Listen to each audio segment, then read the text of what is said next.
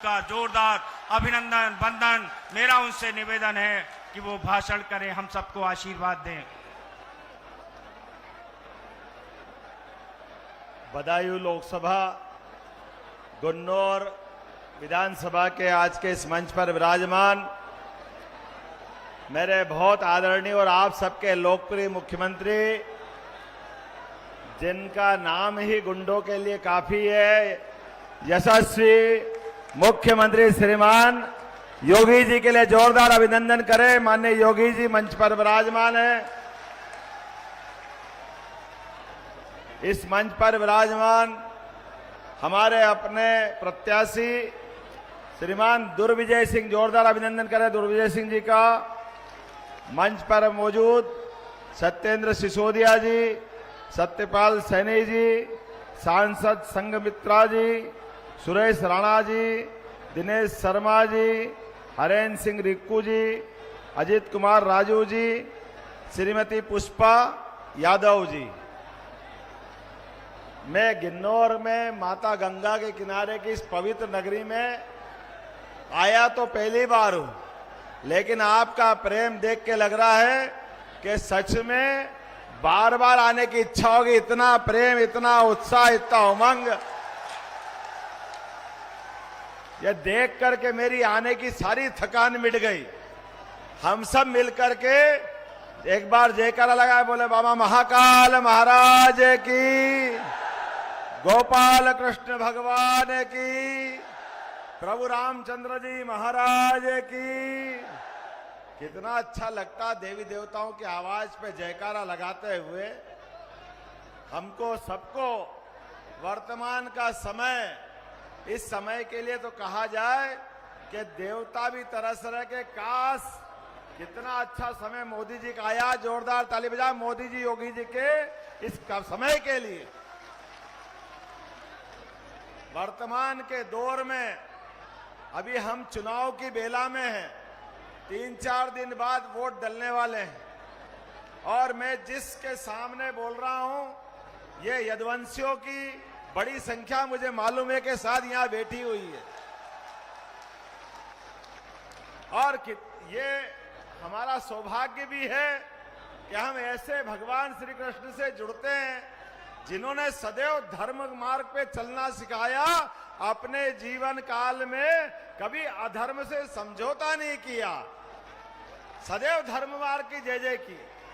और मुझे इस बात का आनंद है, आज मोदी जी के काल में हमारे इस देश के बदलते समय में जीवन के सब क्षेत्रों में लगातार बदलाव हम देख रहे हैं। आप कभी कल्पना कर सकते हो, आप तो इतनी बड़ी संख्या में हो। मेरी अपनी जिस जगह से मैं आता हूं, उस विधानसभा में 500 यादव भी नहीं है, लेकिन उसके बावजूद भी आपके इस भाई को मौका देती है भारतीय जनता पार्टी और मुख्यमंत्री के पद तक पहुंचाती है।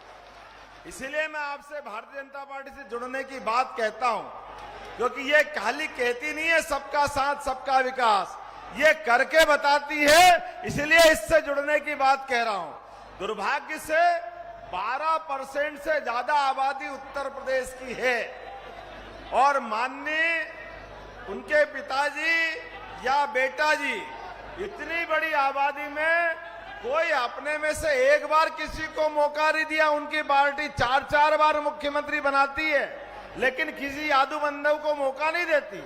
इसका मतलब क्या हो गया? इसका मतलब हो गया उनका दायरा बहुत छोटा हो गया।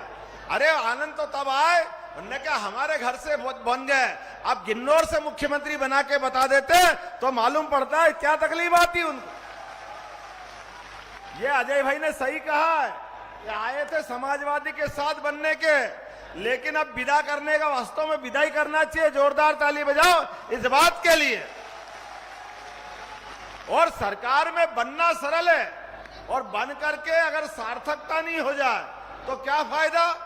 अरे एक बार नहीं, 2 बार नहीं, 3 बार नहीं, 4-4 बार आपके यहां से मुख्यमंत्री बन जाए, सरकार बन जाए। सरकार तो एक ही बार पर्याप्त होती है। और बाबा जी ने जो दूसरी बार सरकार बनाई, पूरे देश में उदाहरण बन गया उत्तर प्रदेश के। कहीं भी गुंडागिरी कर दो, लेकिन उत्तर प्रदेश में गुंडागिरी करी तो छोड़ने वाले नहीं है हमारे लिए। जोरदार अभिनंदन करो माननीय योगी जी के लिए। समय के साथ हम सब शपथ लेते हैं कि सरकार बनेगी, सभी जाति वर्ग धर्म से ऊपर उठ करके कानून और व्यवस्था की स्थिति बनाएंगे। ये केवल बोलने के नहीं बनाते, ये इन पे निभाने के लिए बनाते। उसी प्रकार से जैसे गरीब परिवार से निकल करके इस देश के प्रधानमंत्री श्रीमान नरेंद्र मोदी जी ने साबित कर दिया कि देश का प्रधानमंत्री कैसा होना चाहिए। जोरदार अभिनंदन करें श्रीमान नरेंद्र मोदी जी के लिए, जिनके कारण अपने देश में नहीं, दुनिया के अंदर जहां कहीं भी 200 से ज्यादा देश है, लेकिन 200 से ज्यादा देश में हर एक कहीं बाहर के, यहां भारत तो छोड़ो, दुनिया के अंदर भारतवंशी का मान बढ़ाने का काम अगर किसी ने किया तो श्रीमान नरेंद्र मोदी जी ने किया है, जिनके माध्यम से हमारी सनातन संस्कृति गौरवान्वित हो रही। आप बाहर कहीं चले जाओ और आप जय जय श्री राम बोल दो, इसका मतलब है कि आप भारत से आए। वर्तमान का दौर इतना आनंद का बनाने का अगर किसी ने श्रेय दिया तो माननीय श्रीमान नरेंद्र मोदी जी और श्रीमान योगी जी ने दिया। हम अभिनंदन करें अपने नेताओं का। आज इस दौर में मुझे एक और बात जोड़ना है। मैं थोड़े दिन पहले शिक्षा मंत्री था और शिक्षा मंत्री में मेरे मन में भी कशिश थी कि हम अपने कॉलेज के बच्चों को शिक्षा देना चाहते हैं, लेकिन ये भी एक 5000 साल पुराना इतिहास है। भगवान कृष्ण ने गोकुल वृंदावन से आकर के कंस को मारा, लेकिन कंस को मारने के बाद शिक्षा को कैसी महत्ता दी कि वो उज्जैन जाके शिक्षा ग्रहण करने गए सांदीपनी आश्रम में, और 64 कला, 14 विद्या, 18 पुराण, चारों वेद, हम सबको भी संकल्प करना शिक्षा की महत्ता कितनी जरूरी है। भगवान ने वो शिक्षा का ग्रहण करी, आमने सामने कौरवों की सेना के बीच ऐसे संघर्ष काल में भी अपने मुख से जो गीता कही, आज दुनिया का सबसे पवित्र ग्रंथ बन गई गीता जी। हम उसको प्रणाम करें, उस काल को प्रणाम करें। और हमारा सबका सौभाग्य है, अब कोई विदेशी आता है इस देश के अंदर तो सबसे पहले प्रधानमंत्री अब उनको कोई ताजमहल नहीं देते हैं, उनको अपनी कोई भेंट देना है तो हमारी गीता जी को भेंट करते। कितना आनंद आता हम सबको, हमारे अपने कुलवंश से निकले हुए ऐसे भगवान कृष्ण के मुखारविंद से ऐसे पवित्र ग्रंथ को। लेकिन पहले की सरकार शर्माती थी, बोलती नहीं थी, जैसे अभी के दौर में भी है।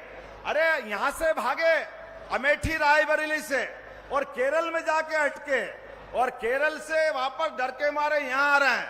लेकिन आने और जाने में जिन जिन दल की दोनों की दोस्ती हो गई, दोनों की हिम्मत नहीं है। अरे हम तो कई फार्म भरने जाएं तो श्रद्धा के साथ कोई देव दर्शन कर लें, लेकिन ये कांग्रेस और समाजवादी के लोग ना तो मथुरा में नमस्कार भगवान को करने जा रहे हैं, ना राम जी के पास जा रहे हैं। तो इनको आशीर्वाद मिलेगा कहां से? कौन आशीर्वाद देगा इनको? ये केवल वोट लेने आएंगे, भगवान के ऊपर भरोसा नहीं है, श्रद्धा नहीं है, इतने बड़े वर्ग के अपमान कर रहे हैं। मैं तो बाबा जी के लिए धन्यवाद देना चाहूंगा। भगवान राम के मंदिर का आनंद आ गया, और अभी हमने सुना है जैसे हमने बाबा महाकाल का, महालोक का आनंद कर दिया, बनारस का आनंद कर दिया। आपने कहा चुनाव के बाद की तैयारी है कि हम मथुरा में भी भगवान कृष्ण के आनंद करेंगे। ये इनका अपना संकल्प है, और मैं भी आपको बनाना चाहूंगा। जैसे ही मेरी सरकार बनी, हमने कहा मध्य प्रदेश में अयोध्या के बाद भगवान ने 11 साल चित्रकूट में गुजारे हैं, तो हम चित्रकूट में प्राधिकरण बना करके जहां जहां भगवान राम के चरण पड़े, जहां जहां भगवान कृष्ण के चरण पड़े, दोनों हर पूरे राज्य के अंदर हर स्थान को तीर्थ बनाएंगे। तीर्थ ये हमारी सरकार का निर्णय है, और हमारी सरकार ने निर्णय किया है शिक्षा के पाठ्यक्रम में भगवान कृष्ण के मुख से निकली हुई पवित्र गीता और भगवान कृष्ण के अलग अलग प्रसंग, भगवान राम के प्रसंग हम शिक्षा नीति में लाने वाले हैं। अरे हम भगवान राम और कृष्ण को शिक्षा नीति में नहीं लाएंगे तो किसको लाएंगे? डरने वाले डरते होंगे, हम नहीं डरते। हम मोदी जी के पट्टे हैं, मोदी जी की सरकार में इस बात को रखते हैं कि भगवान की दया से जो सनातन धर्म को गाली देने वाले हैं उनसे हिसाब चुकता करने के लिए। और ये जो भीषण गर्मी में आप सब बैठे हैं, ये सब राम और कृष्ण की संस्कृति को मानने वाले, सनातन संस्कृति को मानने वाले सभी अपने सनातन धर्मी बैठे हैं। निश्चित रूप से हम और आप मिलकर के एक नया इतिहास बनाएंगे। आने वाले समय में 7 तारीख के दिन जब वोट डले तो आप याद करना, ये हमको गालियां दे रहे हैं, मर्जियां जो बोल रहे हैं, जो बोलना सब बोलने दो, सब सुनते रहना। आप याद कर लो शिशुपाल का घटनाक्रम। भगवान कृष्ण ने उनकी माताजी से कहा था, माताजी 100 तक गिनूंगा, 1 2 3 4 5, और जैसे ही 100 हुआ भगवान ने उंगली ऊपर करी, सुदर्शन चक्र आया और हिसाब चूकता कर दिया था। आप भी अपनी उंगली बचा के चलना, जितने लोग यहाँ बैठे हैं, आपके हाथ में भी 7 तारीख के दिन सुदर्शन चक्र आने वाला है। यहां से लेके वहां तक भगवान कृष्ण को स्मरण करना और सब अपना मन में संकल्प करना, किसी भी हालत में अब की बार हमारे को कमल खिलाना है। बोलो सब तैयार है? यहां से वहां तक सब तैयार है? तो मेरे साथ बोलो गोपाल कृष्ण भगवान की, महाकाल महाराज की, भगवान रामचंद्र की। बहुत बहुत धन्यवाद। भारत माता की जय। धन्यवाद आदरणीय मुख्यमंत्री जी। मध्य प्रदेश महाकाल के लाल ने जो आह्वान किया और सभी ने उसका बहुत मनोभाव के साथ उस संदेश को सुना। यदुवंशियों के लाल ने अपने भाइयों से अपील करी और भाइयों ने उस अपील को स्वीकार किया। अब मैं इस प्रदेश के बहुत ही यशस्वी, जिनको सुनने के लिए बड़ी देर से आप लोग लालायित हैं, मैं ऐसे यशस्वी मुख्यमंत्री जिन्होंने सुशासन की एक नई इबादत खड़ी करी, आदरणीय योगी आदित्यनाथ जी को बुला रहा हूं। जोरदार तालियों से स्वागत।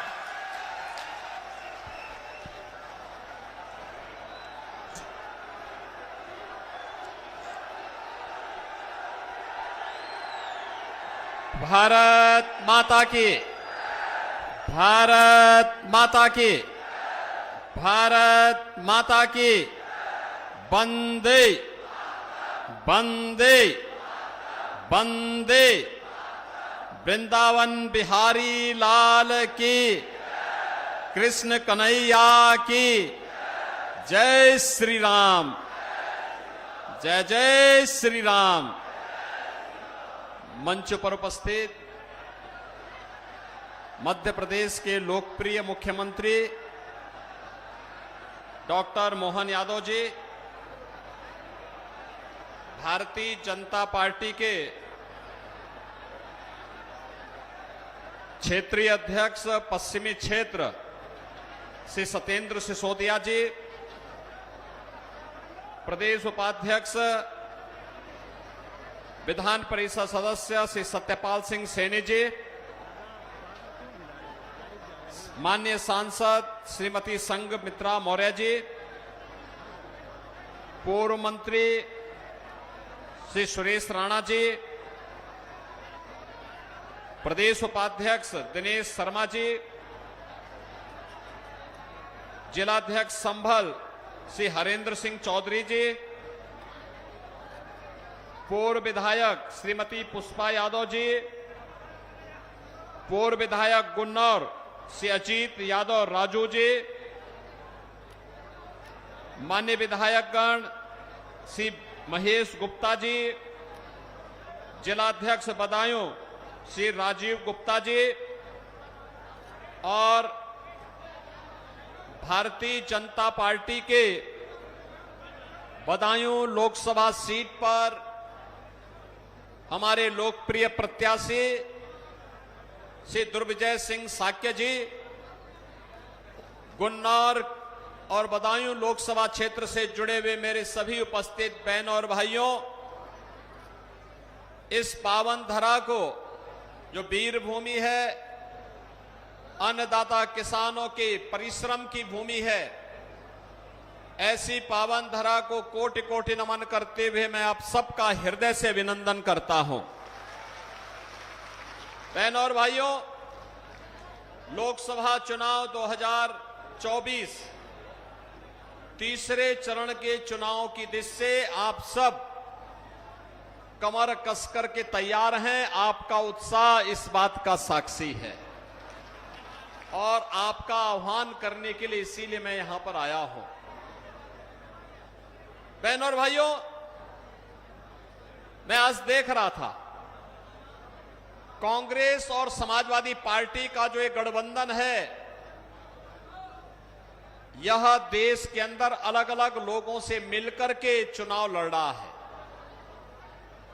उनका कोई उद्देश्य नहीं, देश के हित में नहीं है, विकास के लिए नहीं है, लोक कल्याण के लिए नहीं है, सुरक्षा के लिए नहीं है।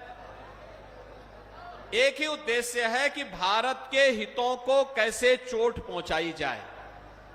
और इसलिए सपा और कांग्रेस के गठबंधन को दिया जाने वाला वोट यह ऐसे ही है जैसे किसी अनाड़ी के हाथ में ट्रैक्टर पकड़ा करके कहा जाए कि चलाओ, और वो भीड़ भाड़ वाली जगह पर चला दे तो क्या करेगा वो, और ट्रैक्टर से न जाने कितने लोगों को मार डालेगा। ऐसे स्थिति इन लोगों की है। ये जो दो लड़कों की जोड़ी बनी है ना, ये जिंदगी भर लड़के ही बने रहेंगे। बहनों और भाइयों, मोदी जी के नेतृत्व में हमने बदलते हुए भारत को देखा है। एक ऐसा भारत जो साफ स्पष्ट यानी फर्क साफ करता है 2014 के पहले का भारत और 2014 के बाद का भारत। 2014 के पहले का भारत, देश में अविश्वास का माहौल था, असुरक्षा की भावना थी, अन्नदाता किसान आत्महत्या कर रहा था, नौजवान पलायन कर रहा था, बेटी और व्यापारी दोनों असुरक्षित थी, अराजकता का सा माहौल था, आतंकवाद चरम पर था, बम विस्फोट कहीं भी हो जाते थे, नक्सलवाद तेजी के साथ पांव फैला रहा था, देश की सीमाएं सुरक्षित नहीं थी और दुनिया में भी भारत का कोई सम्मान नहीं था। 2014 के बाद का भारत, दुनिया में भारत का सम्मान बढ़ा है, देश की सीमाएं सुरक्षित हुई हैं। आज कोई दुश्मन भारत की सीमा का अतिक्रमण नहीं कर सकता और बम विस्फोट नहीं होते, आतंकवाद नक्सलवाद पर नियंत्रण किया जा चुका है। बहनों और भाइयों, अब तो पटाखा भी थोड़ा जोर से फट जाए ना तो पाकिस्तान पहले सफाई देता कि नहीं मेरा हाथ नहीं है, क्योंकि इसे मालूम है कि अगर समय रहते सफाई नहीं दी तो कहीं लेने के देने न पड़ जाएं। ये नया भारत है, कोई थप्पड़ मारेगा तो थप्पड़ लगने के पहले ही जोरदार घूंसे से उसका जबड़ा तोड़ करके फेंक देगा। और इसीलिए इस नए भारत से अब इसकी सामर्थ्य और शक्ति के बल पर कोई दुश्मन भारत को आंख नहीं दिखाता है, बल्कि भारत के सामने आज दुनिया नतमस्तक है। और इसलिए बहनों भाइयों, जो भारत हमें आज मोदी जी के नेतृत्व में सुरक्षा और सम्मान दे रहा है, वही भारत आज विकास के बड़े बड़े कार्य कर रहा है। आप देखो ना, गंगा एक्सप्रेसवे तो यही बन रही है, 94 से 95 किलोमीटर अकेले बदायूं जिले में है। और बहनों और भाइयों, इस एक्सप्रेसवे से यहां की इकोनॉमी में बहुत वृद्धि होने वाली है।